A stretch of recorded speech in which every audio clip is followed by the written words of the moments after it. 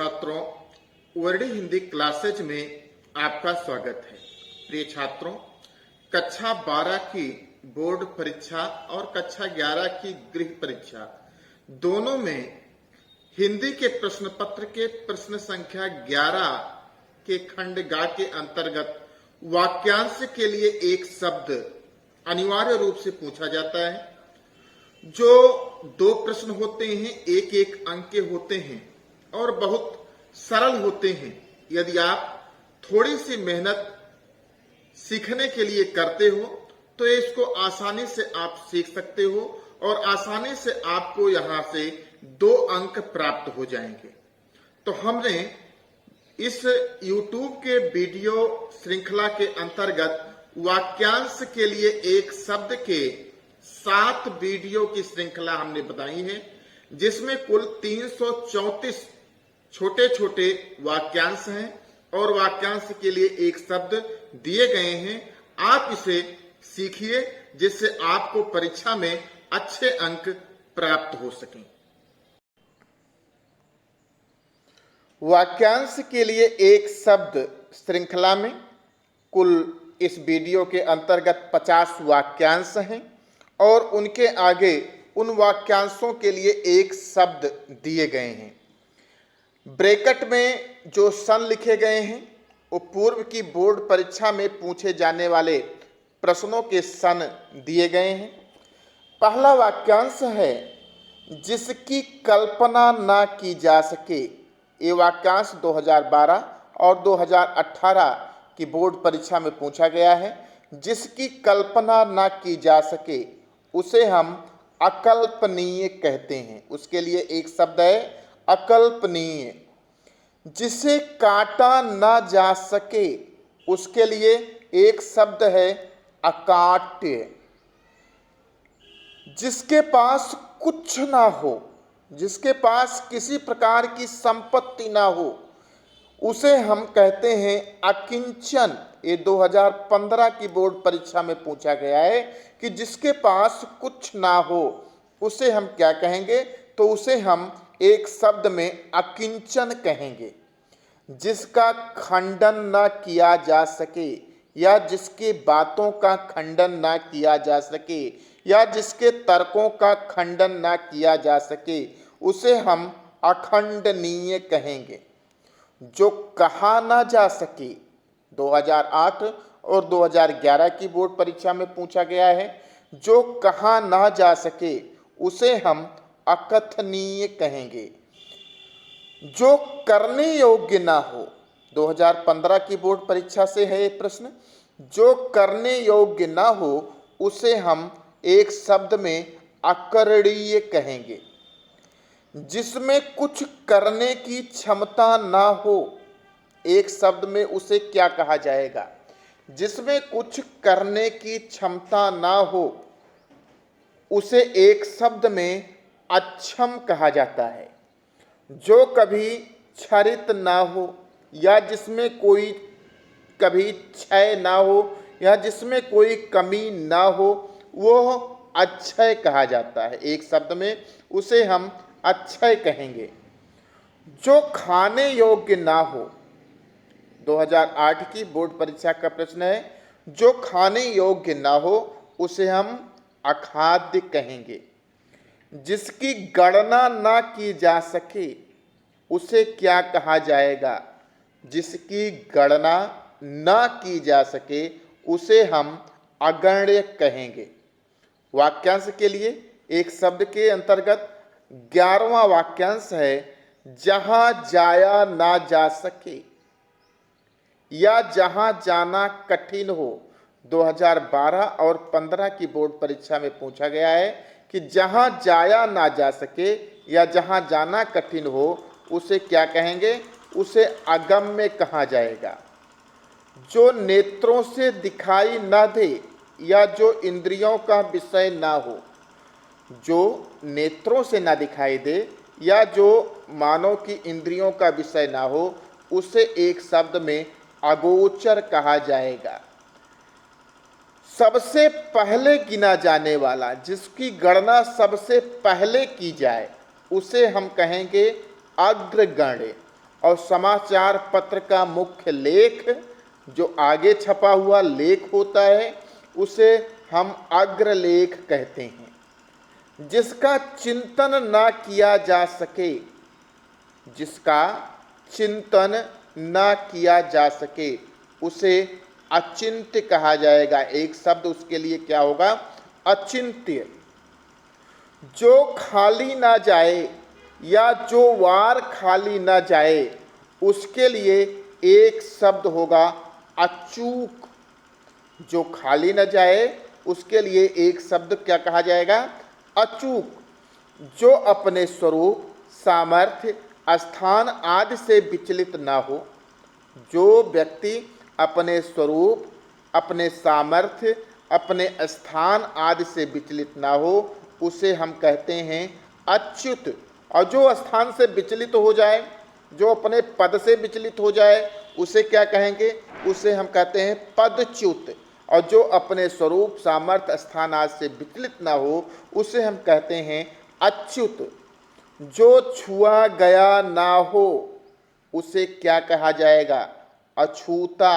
अछूत नहीं, जो छुआ गया ना हो उसे हम कहते हैं अछूता है। अभी ये जो कभी जन्म नहीं लेता या जिसका जन्म नहीं होता, जिसका कभी जन्म नहीं होता या जो कभी जन्म नहीं लेता उसे हम कहते हैं अज।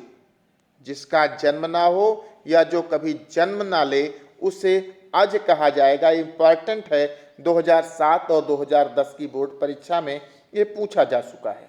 इसी प्रकार जिसका जन्म ना हुआ हो, जिसका जन्म ना हुआ हो वो कौन है? अजन्मा।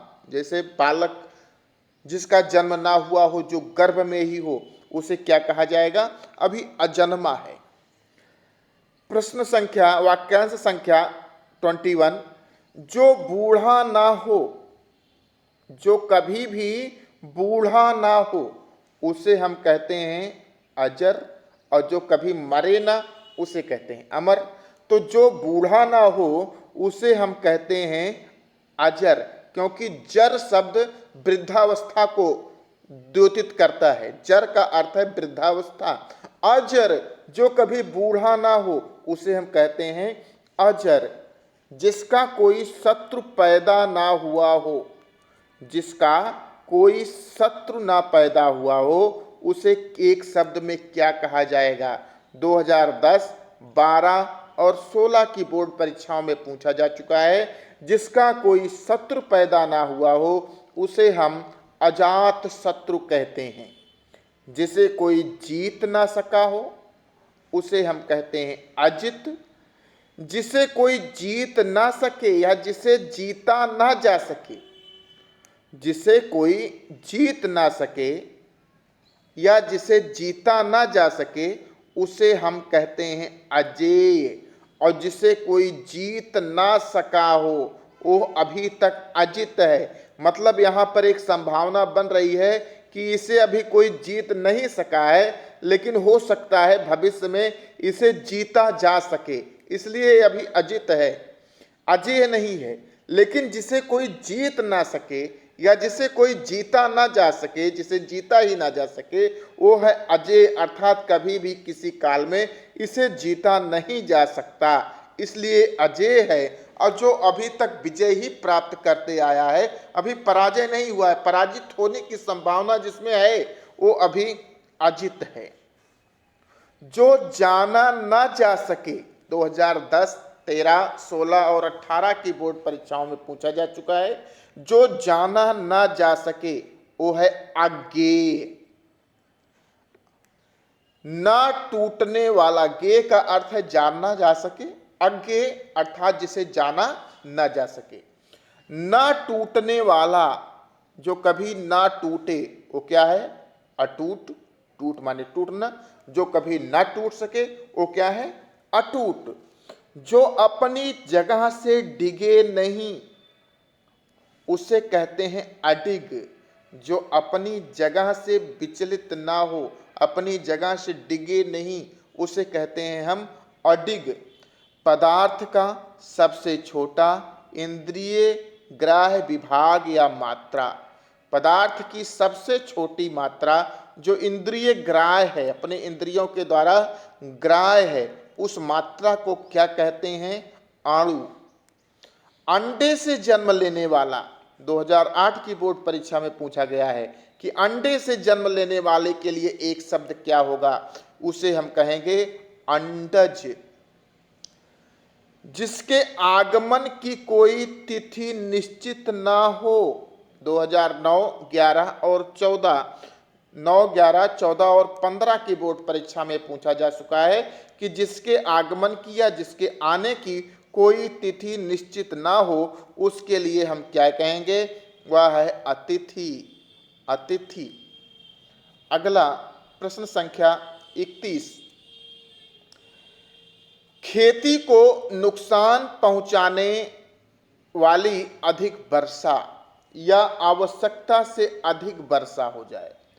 जो वर्षा खेती को नुकसान पहुंचाए या आवश्यकता से अधिक वर्षा हो जाए, उसे हम क्या कहेंगे? अतिवृष्टि। किसी बात को बढ़ा चढ़ाकर कहना, किसी बात को बढ़ा चढ़ा के कहना, उसे हम कहते हैं अतिशयोक्ति। अतिशयोक्ति एक अलंकार भी है जिसमें किसी बात को बढ़ा चढ़ा के वर्णन किया जाता है। इंद्रियों की पहुंच से बाहर, जो चीज इंद्रियों की पहुंच से बाहर हो या जो बात इंद्रियों द्वारा न जानी जा सके, 2007 और 14 के बोर्ड परीक्षा में पूछा गया है, उसे हम कहते हैं अतीन्द्रिय। जो इंद्रियों की पहुंच से बाहर हो या जो बात इंद्रियों के द्वारा न जानी जा सके, उसे हम कहते हैं अतीन्द्रिय। जिसकी तौल माप ना हो सके, जिसको तोला मापा ना जा सके, उसे हम कहते हैं अतुल। और जिसकी तुलना ना हो सके, जो सबसे न्यारा हो, सबसे निराला हो, सबसे विशिष्ट हो, उसे हम कहते हैं अतुलनीय। 2007, 9 और 17 की बोर्ड परीक्षा में पूछा गया है। दोनों में आप कंफ्यूजन में मत रहिएगा। जिसकी तौल माप ना हो सके उसे तो हम अतुल कहेंगे, लेकिन जिसकी तुलना ना हो सके, जो सबसे विशिष्ट हो, उसे हम अतुलनीय कहेंगे। जो दबाया ना जा सके, जो कभी किसी के द्वारा दबाया ना जा सके, 2010 में पूछा जा चुका है, जिसे दबाया ना जा सके उसे हम कहेंगे अदम्य। और जिसमें दया ना हो उसे हम अदय कहेंगे। जिसमें दया ना हो उसे हम अदय कहेंगे। जो देखने योग्य ना हो उसे अदर्शनीय कहा जाता है। जो देखने योग्य हो वो दर्शनीय, और जो देखने योग्य ना हो वो अदर्शनीय। जो दूर की बात ना सोच सके, जो दूर की बात ना सोच सके उसे अदूरदर्शी कहा जाता है। और जो दूर की बात सोच सके उसे हम क्या कहेंगे? दूरदर्शी। जिसे आंखों से ना देखा गया हो वो है अदृष्ट। जिसे अपनी आंखों से कभी ना देखा गया, जो कभी दिखाई ना दिया हो आंखों से, वो अदृष्ट है, वो अभी दिखाई नहीं दिया है। जो आंखों से दिखाई ना दे या जिसे देखा ना जा सके, जो आंखों से दिखाई ही ना दे या जिसे देखा ना जा सके, वो है अदृश्य। जिसे आंखों से देखा ना गया हो वो तो अदृष्ट है, लेकिन जो आंखों से दिखाई ही ना दे, जिसे देखा ना जा सके, वो है अदृश्य। जो पहले ना देखा गया हो, जो इसके पहले ना देखा गया हो, वो अदृष्ट पूर्व है। पूर्व का अर्थ है पहले। जो देखा ना गया हो वो अदृष्ट है, जो पहले ना देखा गया हो वो अदृष्ट पूर्व है। जैसा कोई दूसरा ना हो या जिसके समान कोई दूसरा ना हो, वो कैसे क्या कहा जाएगा? 2012 और 17 की बोर्ड परीक्षा में ये पूछा गया है। जिसके जैसा कोई दूसरा ना हो या जिसके समान कोई दूसरा ना हो, उसे हम अद्वितीय कहते हैं। अद्वितीय कहते हैं। जिस पर आक्रमण ना हो सके, जिसकी सुरक्षा इतनी पुख्ता इंतजाम है, जिसकी सुरक्षा इतनी मजबूत है कि कोई भी उस पर आक्रमण कर ही नहीं सकता। 2014 की बोर्ड परीक्षा का ये प्रश्न है। उसे हम कहते हैं अनाक्रांत। जिसका कोई स्वामी या रक्षक ना हो, जिसका कोई स्वामी या रक्षक ना हो, या बिना माँ बाप का बच्चा, या जिसका कोई पालन पोषण करने वाला ना हो, उसको क्या कहा जाएगा? अनाथ। जिसकी कोई स्वामी ना हो वो भी अनाथ है, जिसका कोई रक्षक ना हो अनाथ है, बिना माँ बाप का बच्चा अनाथ है, या जिसका कोई पालन पोषण करने ना वाला हो वो भी अनाथ है। जो किसी चीज पर आसक्त ना हो, जो किसी भी चीज पर आसक्त ना हो, मोहित ना हो कि ये हमें मिल जाए, उसे हम अनासक्त कहते हैं। और जो आसक्त हो जाए उसे हम आसक्त कहते हैं। जिसका आदर ना किया गया हो उसे हम कहते हैं अनादृत। जिसका आदर ना किया गया हो वो व्यक्ति अनादृत है। हमारे द्वारा उसे निरादर किया गया है, लेकिन वह व्यक्ति क्या है? अनादृत है। प्राकृतिक वर्षा का सर्वथा ना होना, प्राकृतिक वर्षा बिल्कुल से ना होना, सूखा पड़ जाना, उसे हम क्या कहेंगे? अनावृष्टि। और अत्यधिक होना, अभी आपने पढ़ लिया पहले, अत्यधिक होना को क्या कहेंगे? अतिवृष्टि। और बिल्कुल ना होना तो उसे क्या कहा जाएगा? अनावृष्टि। या जिसे बुलाया ना गया हो उसे हम कहेंगे अनाहूत। आहूत का अर्थ है बुलाना, और जिसे ना बुलाया गया हो उसे हम कहेंगे आहूत। जिसका कोई निश्चित निवास स्थान ना हो, जिसका कोई निश्चित निवास स्थान ना हो उसे हम कहेंगे अनिकेत। निकेत का अर्थ होता है निवास स्थान, और जिसका कोई निश्चित निवास स्थान ना हो उसे कहा जाता है अनिकेत। तो प्रिय छात्रों, ये 50 प्रश्न वाक्यांश के लिए एक शब्द श्रृंखला के प्रथम भाग के भाग 1 के हुए। इसके बाद भाग 2 में भी पुनः 50 प्रश्न, इस प्रकार से कुल भाग 7 यहाँ पर पढ़ाया जाएगा आपको, जिसमें कुल 334 वाक्यांश के लिए एक शब्द को बताया जाएगा। इसलिए आप पूरी वीडियो देखिए और समझिए। अपने मित्रों को भी यह वीडियो शेयर कीजिए। धन्यवाद।